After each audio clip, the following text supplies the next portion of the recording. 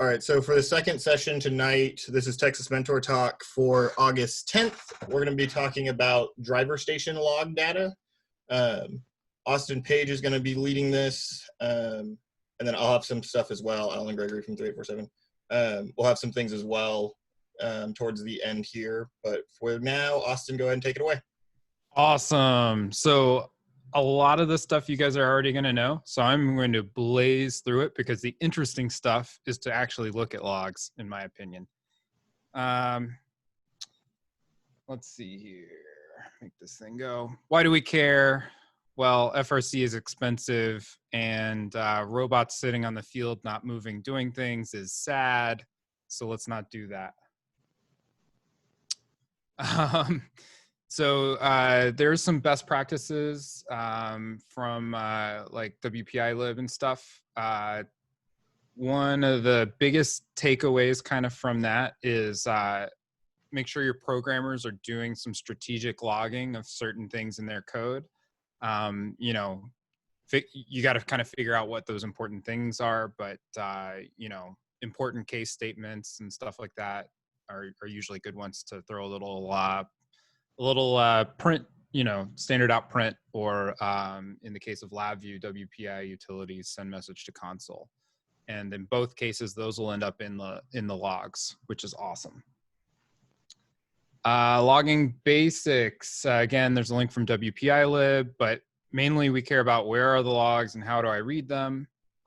So real quickly, where are the logs? Well, the logs are automatically there.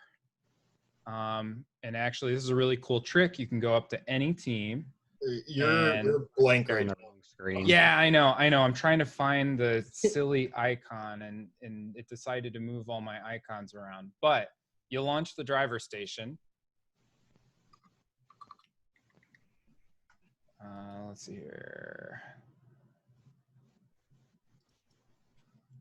Let's see here, make shortcut. There it is. So you go and you find your driver station icon, you double click on it, you say yes when it asks you for all the admin rights or whatever. For most computers, if you're doing this on other people's, I often find like I have to work on other teams a lot. If you just hit Windows key and start typing out driver station, you eventually get it and just hit enter. So that's very handy for working on other people's. That's how I found the icon this time, actually. You have no idea what stuff, so. Yep. So that'll launch their driver station. And then, and because oftentimes they're like, we don't have any logs. And then you click this little icon right here and you click view log file. And it brings up this tool. This tool is all their logs, all of them. It's awesome. So there's kind of two parts. Let me go grab my notes about what I was going to say. So, so the first thing that we like to do, if we're in this view, this is, I'm going to call this, you know, this is like data events in time. This is kind of like metrics. And then event list is like the actual logs. So let's go grab something that's a little bit more useful. So every single one of these is a time that the robot was turned on and turned off. So we're grabbing this random one, and we've got our metrics, and we've got our event list, which is like the actual logs coming out of code.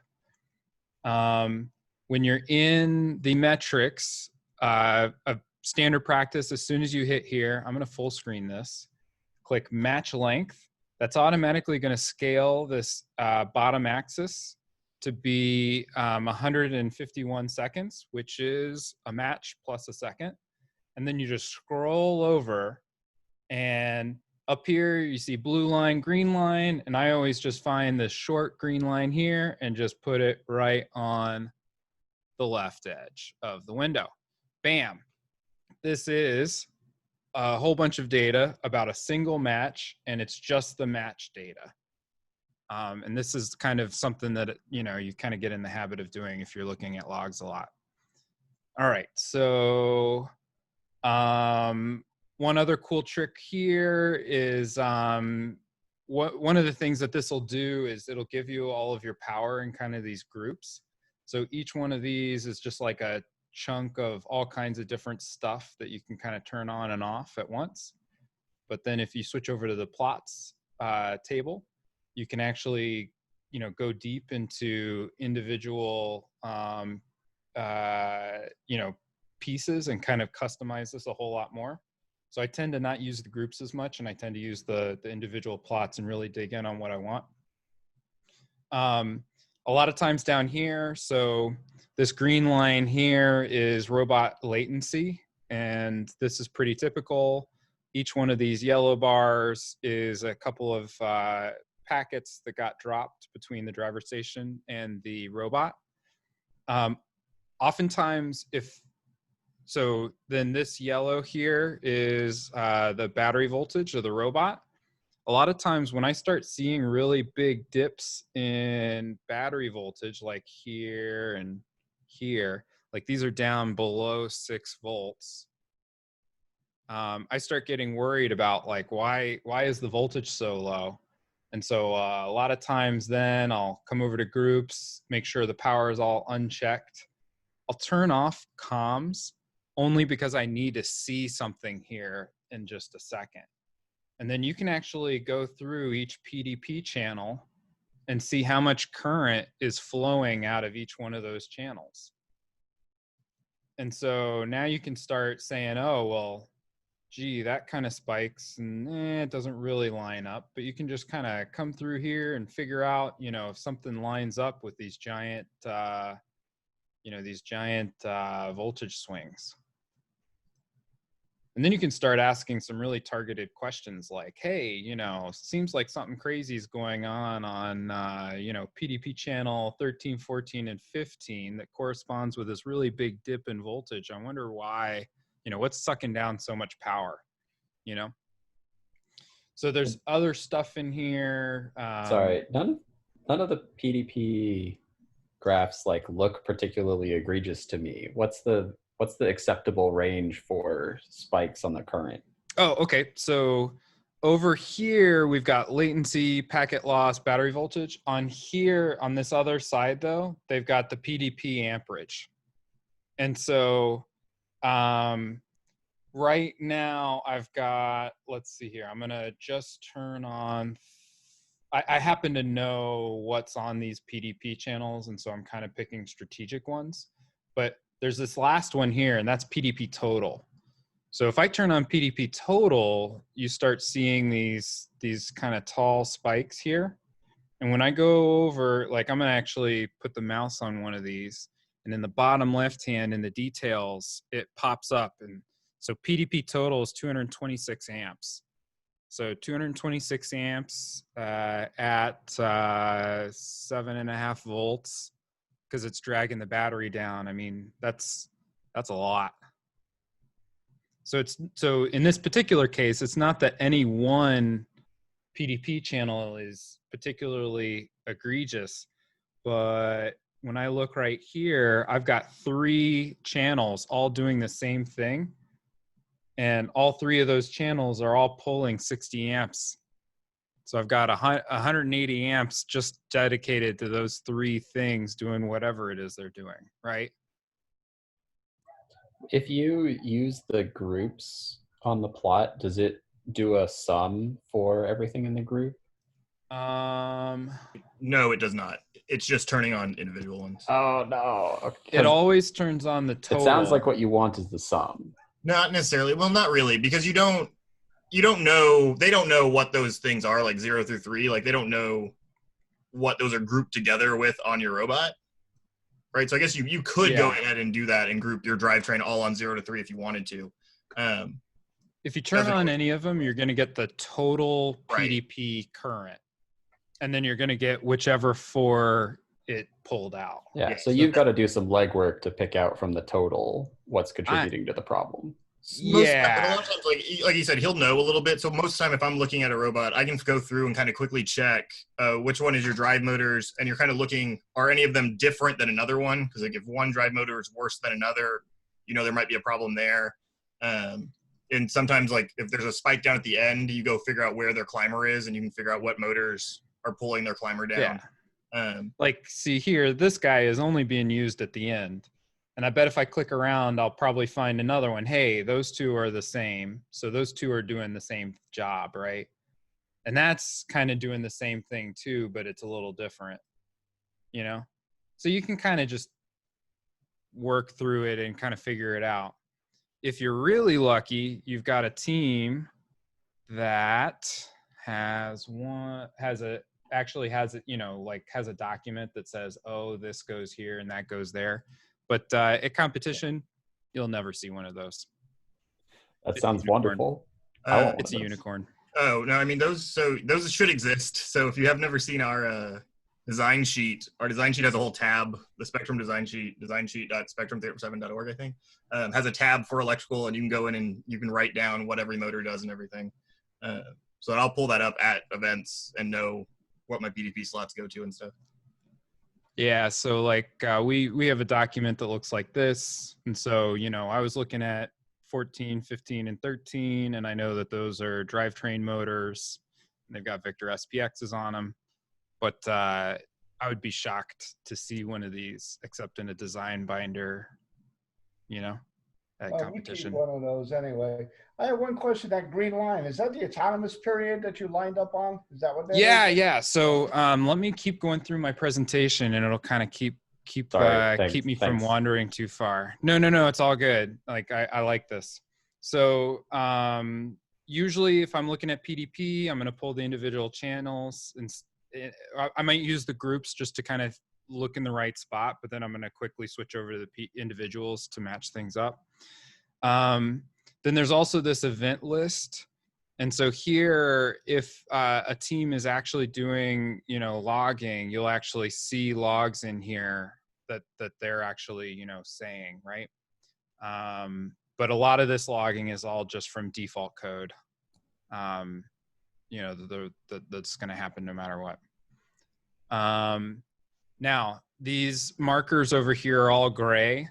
Green, like somebody was saying, is the autonomous. So here you kind of see disabled, auto, and tele. So this log was created when the driver station thought it was in autonomous mode. This log was also created when the driver station thought it was in auto. And then all of these blue ones were tele. You know, the log was, you know, created when it was in teleop. And then the rest of these are disabled. And then over here, when I slam this green right on the left-hand side, yeah, that's kind of the same thing going on. So that's all the robot in auto mode. This is all the robot in teleop mode. And then there's another status marker above it. I forget what that one is. It's a little more nuanced if I remember correctly. Oh, driver station disable? No. Oh, yeah. Robot, tele, and then there's, I think robot, I don't know. But you can kind of click through and, so sorry. This top one is robot and the bottom one is driver station. So like the top one is, you know, the robot being in teleop mode, and then the bottom one is the driver station, whether or not it's in teleop or auto. But yeah. So this is logs. I think the next thing, Alan, do you think you're ready to show some Wi-Fi stuff? I kind of hit power a little bit. Oh, yeah, we can. Okay. Let me hit stop share. I will switch to my driver station view. Okay, so you guys are all seeing the logs, correct? It's sharing correctly? Yes. Yeah. Okay, just making sure. Okay, so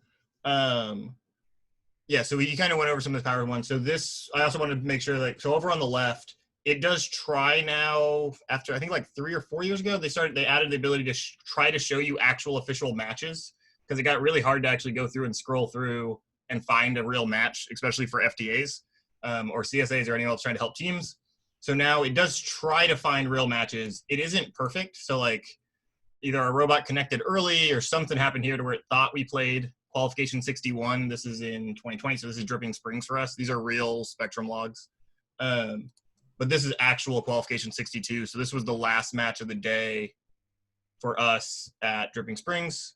And I find that it almost always has like a couple packets from the previous match. Yeah, it'll try. Sometimes it kind of depends on when you turn your robot on, and when they do field cycle and field pre-start. Another thing you can do, where he showed to do match length auto, you can also just click and drag over and it'll zoom to wherever you want. So sometimes I don't want to, like, if I'm just being lazy and don't want exactly the match length, I can just click and zoom through whatever I need to. Or if you want to go a little bit smaller where you're like, ooh, there's something exactly that I want to look at, I can kind of see it in here.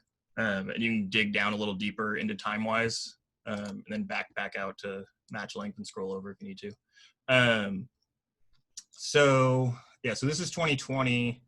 What did I want to show in here? So this one, there are a couple items we didn't quite see. So lag's going to show up in just a second. But I did want to hit RoboRio CPU and CAN utilization are both also shown. So when you're trying to like debug or diagnose things, if either of these gray and red lines start getting really close to 100%, that's normally a warning sign that something may be causing a problem. Like if you're seeing these get to 100%, then you see radio disconnects or you're getting glitches in the robot, you may have something going on in your code on either one of these where you may have to start figuring out how to bring your CAN utilization down, which is sending less commands to your speed controllers most of the time, or doing less in your RoboRio. So we do some work to make sure we're not doing too much on either and we can keep those numbers a little bit low.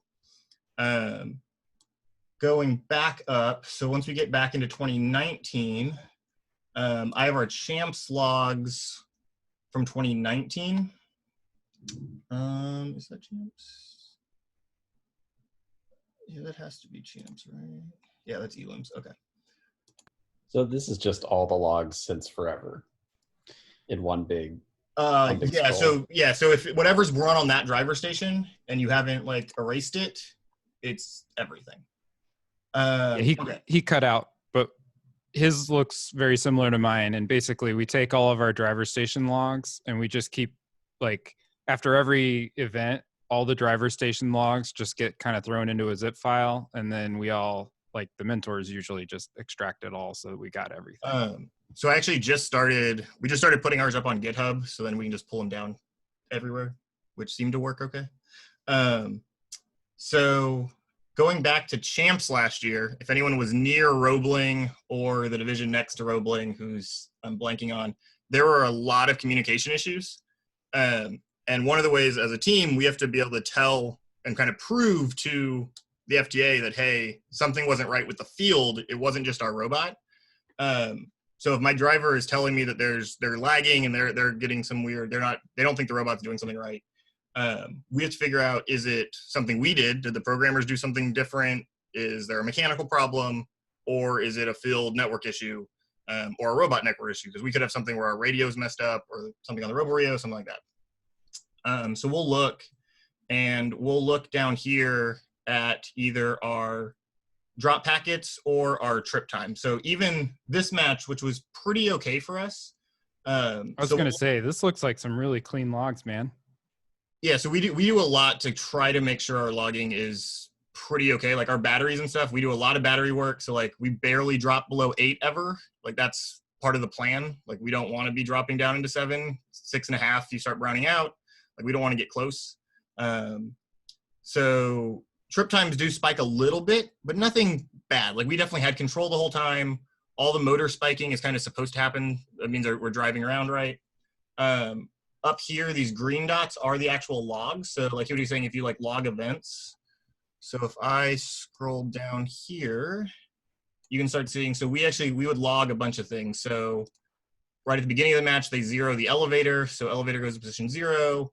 I don't remember why drive has to drive. That seems odd, but I think there's like a command thing that just starts that. Limelight drive means that at this point in the match, our driver gave control over to the Limelight in 2019. So it was like driving into auto load a hatch or auto score a hatch. Different LED commands from the 2363 event logger thing or whatever. or is it something else? This is Triple Helix's.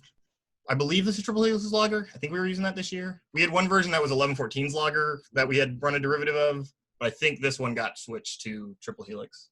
And as long as it's doing the print statements, it's fine. And we do go through and try to make sure we're not printing too much, because that's one of the things I've seen on other teams where they start having problems where like they're You're cutting in and out a lot. ooh, I'm sorry. Yeah, can you repeat what the extra thing that these logging libraries are getting you? So this is just how we are actually starting this is where we're actually sending the print command. So we would normally see this in the console when we're doing programming. But it is also logged on the driver station all the time.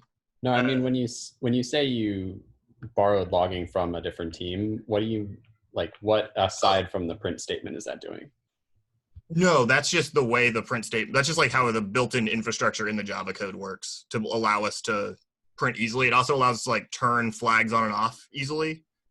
So we can basically have like debug modes where if we need to like debug our elevator because something's wrong with it, I can change something really fast, or one of the kids can. And then now we'll get a bunch of diagnostic information printed out just about the elevator that isn't printed in a normal match, because that would be too much information to send over the driver station. And that's something that a lot of teams will do. Well, they'll have way too much information here. Like this is a moderate amount.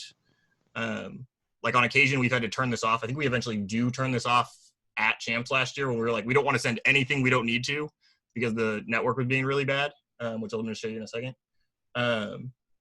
So we started as far as just getting something in here, all you need to do is print out, print right. F. Yeah, as long as it will end up in here. Yeah, the system not print in Java. Print F for one of those. Yeah, but so one other thing I ran into, Alan, was, and it drove me crazy for a long time, is our driver station CPU was so high we were getting packet loss, but everything on the robot looked fine. On driver station CPU? Yeah. Yeah. Don't use the classmate? Yeah, so that's one of those ones where spending money helps like get a faster laptop, and it helps a lot. Like we run a Dell XPS. This was a quad core i7 that somebody left some Java apps running in the background on the driver station, sucked up all the CPU.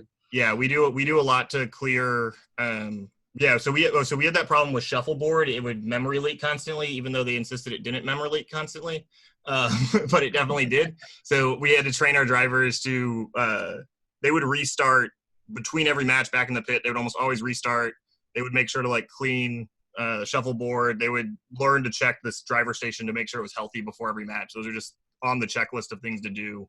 I was going to say that goes on our that bit me and a couple other teams in the years past when they were doing video feeds, and the Java Smart Dash would have a memory leak with the video feeds. I don't remember if you remember. Yeah, so those are the things. So yeah, we would make sure we started them right at the beginning of the match and things, just so it was clean. And if we need to, we'll restart when we're in driver. Like if we're in the driver station and we realize something's wrong, we will not hesitate to restart our laptop.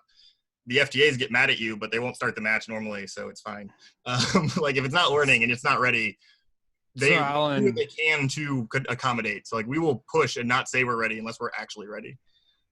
So Alan, if you've got the bad packets, I've actually got a bunch of interesting, stuff queued up. Okay, yeah. So I'm gonna switch to bad packets. Okay, so this is our second match. So this was 34. Yeah, so this is like third match. That was bad. So yeah, so this is where we're like, okay, this we can't play with.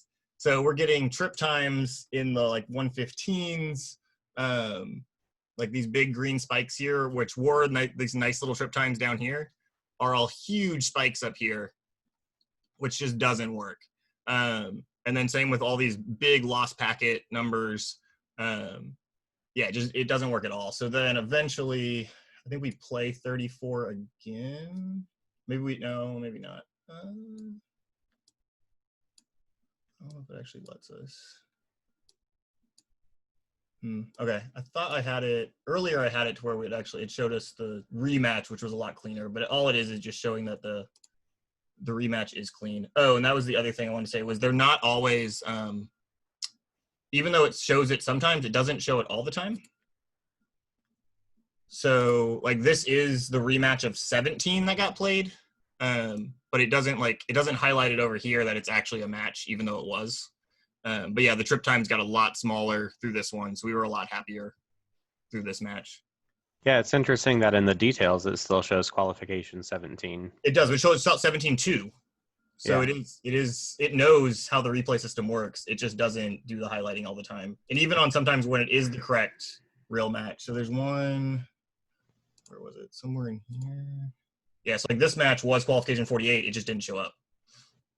Right. So it doesn't always highlight them. I don't know why. Yeah, it post processes it to add that data in. It's weird how the log sometimes it reader works, sometimes it doesn't. Okay, yeah. So if you want to take it back, Austin, feel free. Oh yeah. Okay. Cool. So let's see here. All right. So here's some kind of normal open loop, and a lot of times what I see on open loop drivetrains is it's very, very spiky. It kind of goes up and down a lot, but it doesn't go down a whole lot, right? So none of the motors are being hit at 100% a whole lot. And so you don't normally see huge spikes down below 9 for a lot of robots if they're geared properly for open loop. But this is kind of a typical open loop voltage chart.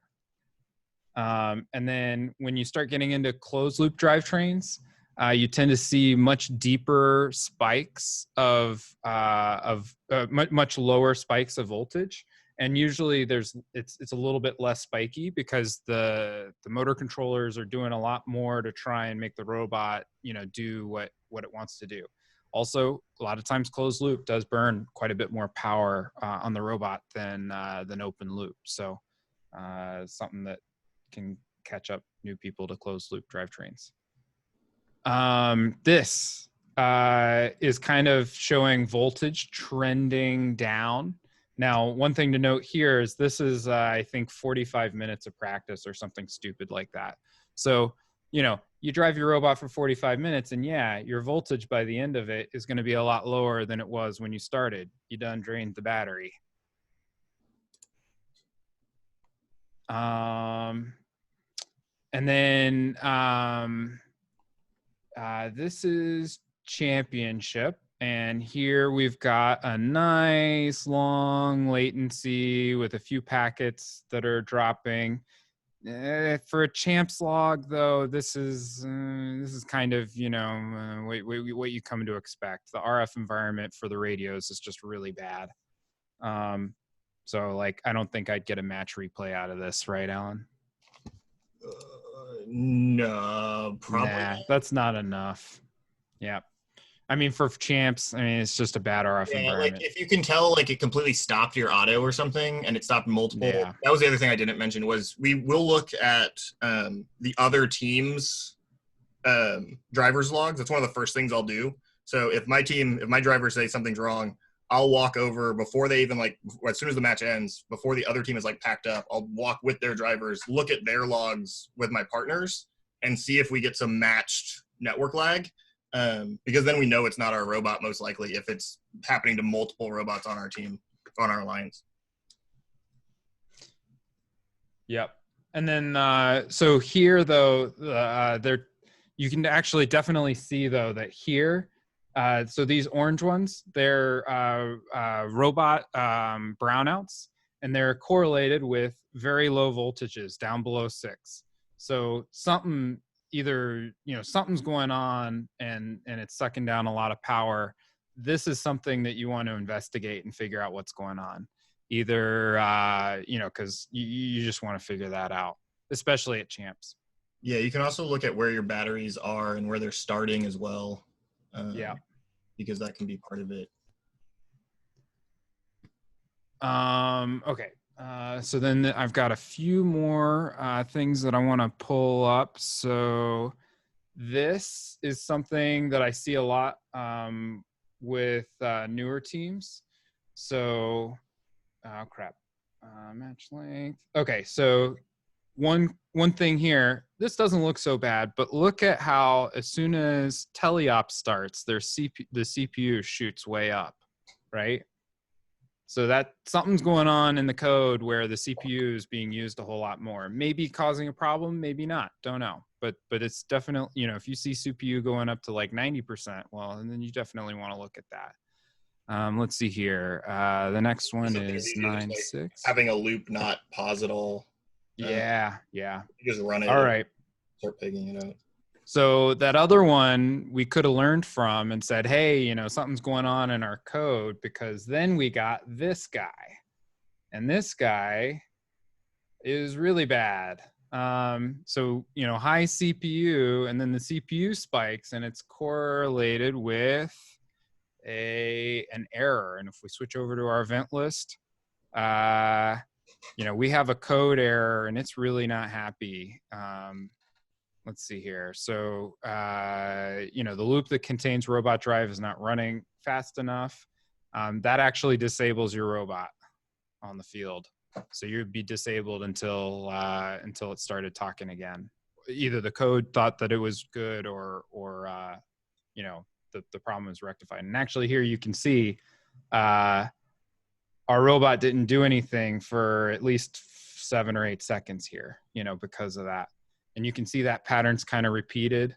So something's going on where the code's not happy. Austin, you may have said this, but was there a quick and easy way to know which error like happens at what time, like looking from this graph to the event list? Yeah, so if I put my mouse directly on the little dot in the bottom left-hand corner, it actually pulls up the log message. Okay. Yeah, so that bottom left corner is really helpful, because anything you're pointing at, it tells you. My eyes just don't want to look at it. Yeah, and I forget it's there too. But like here, I'm over this battery voltage, and it actually tells you what the actual value is and this specific moment, you know, which is really useful. All right, so now we're moving on to this guy. The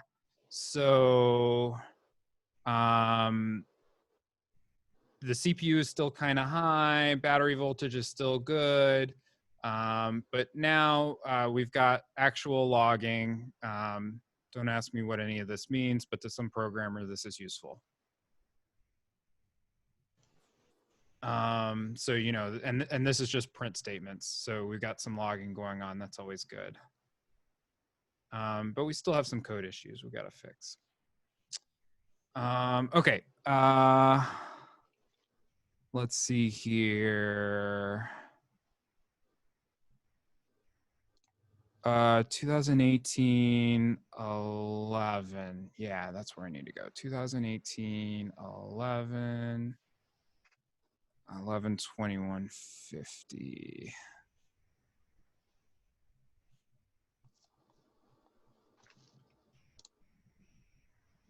Wait, 2018, 11, and then 10, I don't know, 11, 21, 50. There we go. 11, 21, 50. Okay. Yeah. This was a practice session because, you know, the robot was on for a really long time. But here's kind of what a drained battery starts looking like. And man, this CPU is starting to look really worrisome. I would definitely be looking into that. And then also you start seeing this long recovery tail on the battery, and that's also kind of a symptom of a battery that's getting weak. Yeah, and so and just real fast, so on the bottom of their screen, that gray line is their CAN bus utilization. So that robot, you can tell, wasn't using a lot of CAN speed controllers, just because they weren't using that CAN bus very much at all. Yep. Okay, so now let's go to 2019 qual 32.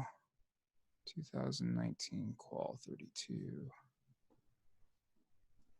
This would have to be somewhere out here somewhere. March or April, right? You're still in build. Yeah. Oh, it's popular. Oh no, yeah. January, February, March. Practice. Qual 30. Really? Qual 32? No. Call 3-1. Was it Champs 32? It's around here somewhere. Which event was it, Austin? Yeah, let's say it may not be that event. Yeah, I'm trying to remember my notes from a while ago and doing a poor job of it. Oh, it's 3-2. 3-2. So I'm one event off. 3-2. 3-2, qual 3-1. All right. This is what we want to prevent. I remember this one. Yeah. This is what we want to prevent, guys. This is not a happy match. We lasted 5 seconds and we're dead. Yeah, so that orange line is full robot disconnect. Yep. So this is not a happy log, but this is good. You know, anytime you see that big long orange line all the way across, you know something bad happened. And I think in this case, our battery got disconnected when we dropped off the platform. We drove off of level 1 in auto, and with that jump, the battery cable came out. Yep. And so You start zip tying your batteries after that? Abso-freaking-lutely. Now we need qual 32. Qual 32, that one.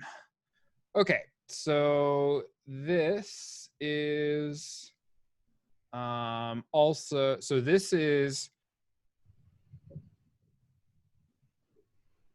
after the robot came off of this match, what was described was, every once in a while, the robot just quits working for a little bit and then it works again. That's what the driver reported, okay? And when we look at the logs, and let me turn comms back on. When we look at the logs, it's like, well, it's definitely not a comms issue. I mean, that's as good as it gets for FRC. But man, voltage down to 6 volts, that's not good. And you almost always see that paired with an orange blip. Now, for this particular match, the driver didn't notice these robot disables. These are brownouts, because the brownout only lasted a single can frame, or it lasted less than 40 milliseconds. And anytime a brownout lasts less than 40 milliseconds, it doesn't actually disable your motor controllers, because it doesn't have time to actually tell the motor controllers to disable. But when you start seeing voltage down to 6 volts in your logs, you know that you really want to look at this battery and make sure it's a good battery if the robot has been performing, without looking like that in other matches. But here, we've got spikes down to 7, so we're definitely pushing things hard. You go back to 32. Seeing 1 or 2 disconnects, I mean, some people say that you're just right on the limit, but you probably wouldn't see a problem with this. You want to go back to? Can you go back to 32 real fast? Yeah, sure. But doesn't the radio reset at like 7? Or have I got that wrong? It depends on how long you're that low. The radio won't reset for a while. It's pretty low. 6.5 is the PWM and motor controller right brownout. And so that the whole point of the RoboRio is you scale your brownout so that you don't just pop your main breaker or lose radio or anything else, right? We keep everything else alive. We cut motors first. That's normally the power hungry thing. I just for some reason thought the radio browned out a lot sooner than the 7, but I could be mistaken on that. Well, it will at continuous voltage, but this is a momentary spike. Yeah, right, yeah. If you just fed 7 straight to the VRM, it would not be happy. It doesn't like boosting that to 12 forever. But the whole point is the RoboRio catches it fast enough that the radio won't go. Okay. If you hit 4.5, if you go much below 6, though, you will eventually, like even for short periods, you will get a radio reboot. A radio reboot is pretty easy to see in logs. I think it's 45 seconds of no contact, or 30 seconds. there's actually a chart somewhere where you can see like how long you didn't have certain logs, and you can figure out exactly, you know, hey, that's a Rio reboot, that's a radio reboot, you know, and just based on the time that you were disconnected in the middle of the match, you can tell, you know, which system it was. And I forget where that chart is. I really should have had it in my presentation, but let's see here.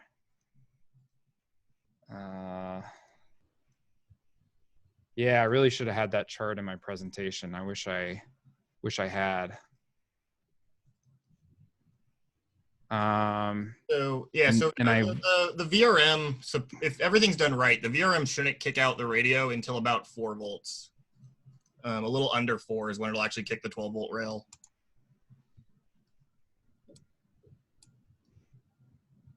Yeah, and I actually think, oh, you know why I didn't include it? I'm pretty sure WPI-lib includes it. So identifying common connection failures, you know, they kind of show a normal log. And then they go through, you know, a RoboRio reboot.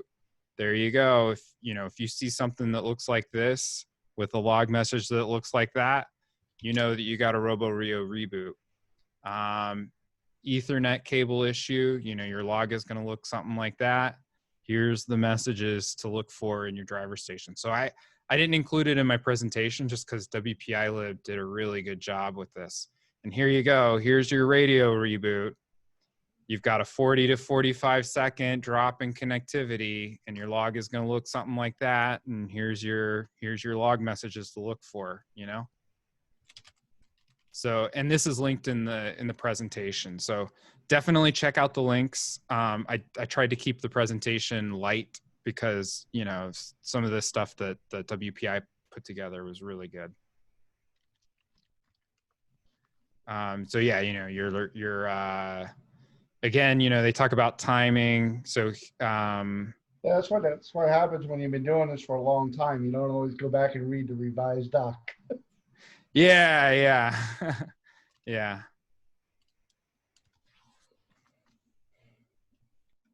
Yep. And here they even break down, you know, which messages come in what order, you know, and you know what to look for some of these common ones. Because now you're not troubleshooting the whole robot. You're troubleshooting one system, you know, one component. And that is just a world of difference.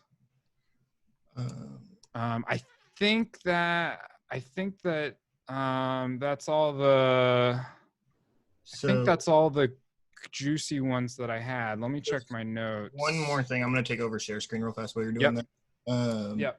And so one of the things that also exists that this is one where not a lot of people get to, and this is definitely a little bit deeper. Yeah, I included that in my presentation and I forgot to say it. So somebody made DSLog Reader, which is a open source basically application of the similar app to what NI provides as part of the driver station, which I have not actually played with DSLog Reader 2. This was released in February 17. I've been using the original one for a while and we keep it on our driver station. But it does some nice things where you can just like name the PDP slots directly in the log viewer. It also has a to CSV button. Yeah, so you can like pull the data out. So if you want to graph it yourself somehow or like overlay it onto match stuff, there's all sorts of things you can do with this that are a lot easier than with the NI tool some of the time. So this is a nice little... Can I share for a second, Alan? Yeah, let me stop.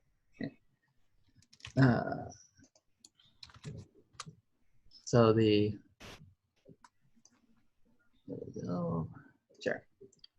So something that we did in the kickoff session for Infinite Recharge when Austin and I were given the deck that you just saw, the tail end of it, we talked about just that, getting it into CSV and then some of the cool things you could do with it.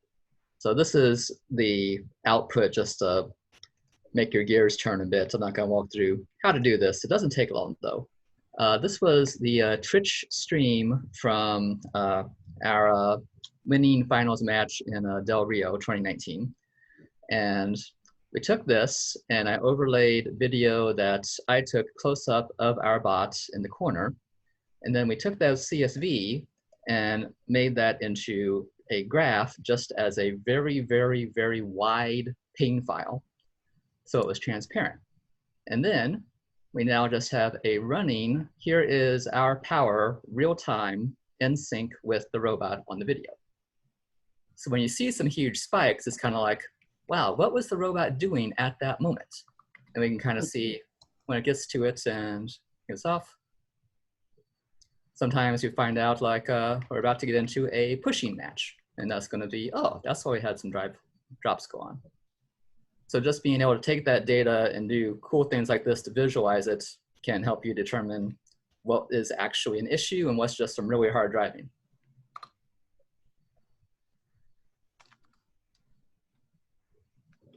So, food for thought.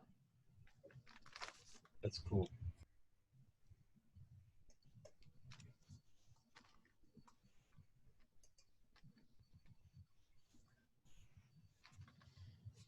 Cool. Any other questions? Yes. Oh, I got a little bit more. Oh, okay. Oh, feel free. So there's one other thing that I wanted to mention, and that is for people who like Python, there is a Python library, which I may or may not have introduced bugs into. And wait, it's sharing this, right? Yes. Okay, great. And then if you get really crazy with it, you can do a very similar thing to what Scott was saying, but with OpenCV, and you can throw the logs programmatically on top of your video of your matches and kind of see what's going on. So this is, your voltage, and I can't remember if we put comms or what down here on the bottom. But this was all just done with OpenCV, taking the log files directly from the DSLog format and graphing them right onto the video. Or no, is this another one that you did, Scott? I can't remember. This doesn't look the same. Where's the other one? Yeah, this doesn't look like your output. I think that one made my very first ones we were working on. Yeah. Yeah, because you were doing OpenCV on the actual dashboard. Yeah. Did I not put one in here? Oh, I might not have put one in here. I actually have that code in GitHub, but I can't remember if I shared it or not. Anyways, with these libraries, it does make it pretty easy to pull out your logs, and now you're in Python, you can do whatever you want. And I don't know if there's other languages that have stuff too or not. Cool. Yep. Yeah, this is definitely being able to use that power without having to have your programmers do any logging, right? Almost all of that is done automatically for you outside of the event log stuff that we showed a little bit in code. Almost all of it's default. So it's one of the best tools for diagnosing a problem for another team that you have no idea what their robot does at all. This is one of my go-to things. I'll just pull up their logs coming back as an LRI or just as a alliance partner or whatever. If I need to look at somebody's robot and figure out what's going on, this is one of the first ways I go about doing that. Yeah, it's a great magic trick. You walk in, you say, hey guys, I noticed you had a problem in that previous match and we're with you in a couple matches. Can anything I can do to help? And they're like, oh no, the robot's fine. Oh yeah, great. Mind if I look at your logs a little bit? Maybe we can see something, And they're like, logs, what are those? Yeah, and almost and it's every like, time. oh yeah, it's built in. Do you have your driver station? We don't do any. No, it's built in. It's in the driver station. I normally just ask for the driver station and then show them. Yeah, exactly. But yeah, a lot of times it'll just be like, oh, our robot failed on the field. There was something with the network. I'm like, can I see your driver station? And then I walk them through. I'm like, no, you see this battery spike right here? You were down in 5 volts or something because your battery's bad. You shouldn't use that battery in matches anymore. You actually have battery chargers, all of that kind of conversation. Right. I like to do the same, but I don't get into logs often enough to be as proficient and as quick as you guys are, which is why I wanted to review it again so I could spend some more time on it. But I know it's all there. Right. No, this is really useful. I think a lot of teams don't use it. Like you said, it's a really useful tool when you are trying to figure out what happened in a match, especially. Like a lot of times where I'm just like, what did our driver, like what happened? Was it us? Like, and then we'll pull up the logs and go through it pretty quickly. Like I'll normally like go off in a corner and not leave the field because we have to make that call of whether we're question boxing something or something at that same time. So we'll do it in some area of the arena area before we actually even go back to the pit. Like we'll send the robot back, but we'll keep the driver station just to have this.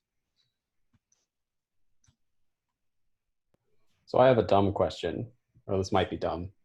On the spectrum logs, the power curves were a lot more square than on the HowdyBots logs.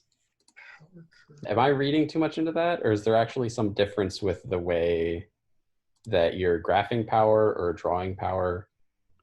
I'm not sure. So, okay, so what do you mean by powers were more square?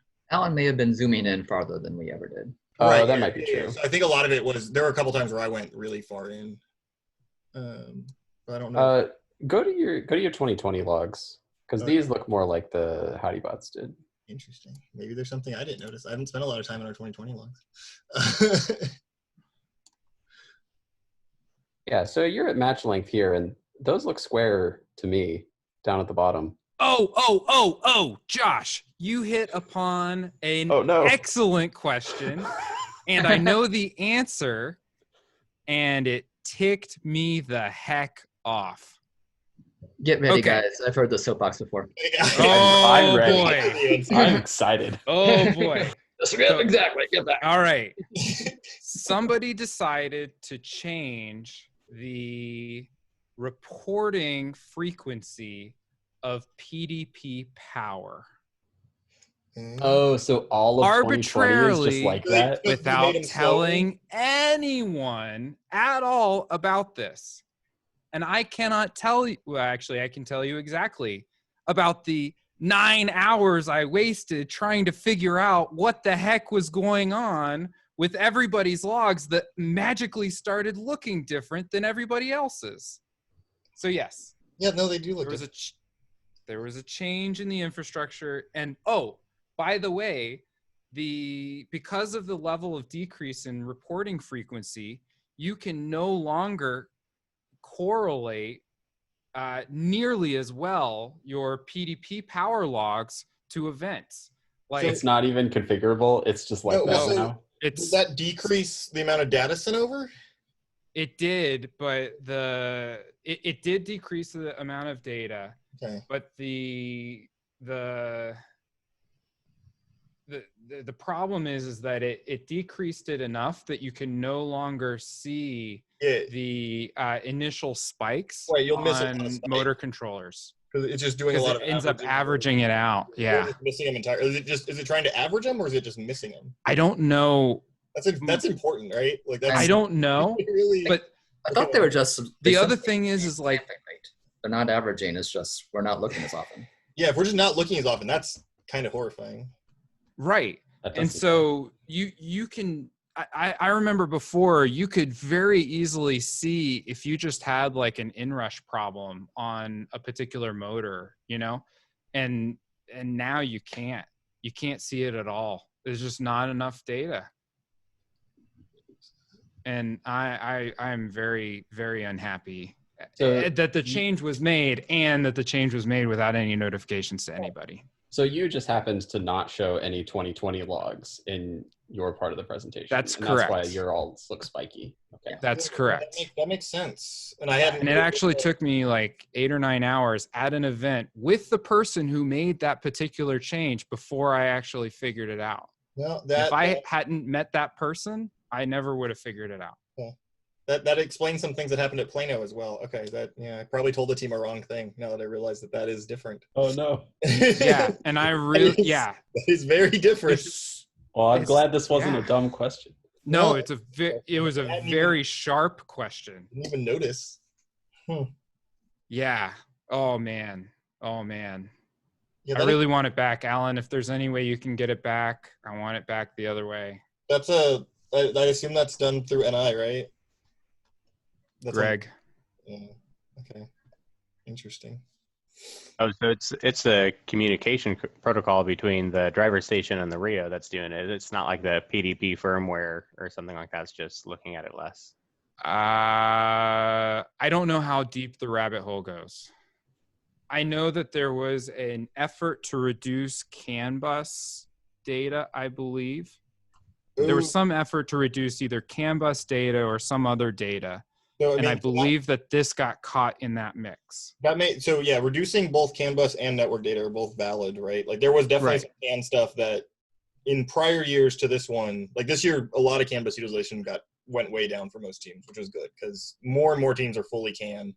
And if they're not clever about how they do some things that most teams shouldn't have to know about, you can run into problems. Right. But I think they went too far on this particular thing, just because you lose the ability to diagnose certain problems. I wonder if you can change that then, because that may be No. You can at all? Not that, because it's... I think that's one of the things we asked. If it's the CAN call, you may be able to change it because you can change a lot of those settings. But it can't get it into the driver station log viewer because there's only one route and it's all FRC. It's all first. We can't get in there. Okay, I may have to look at that. I mean, Marshall might be able to get in there, but that's what I was wondering. Like, if you have to compile your own WPI lib or something. I think I even asked Marshall, and I'm pretty sure he said you can't slip stuff in there. Interesting. Not that he'll admit, anyway. No, he's pretty open. He doesn't care. He absolutely is. Okay. Any other very useful questions? Or not useful questions?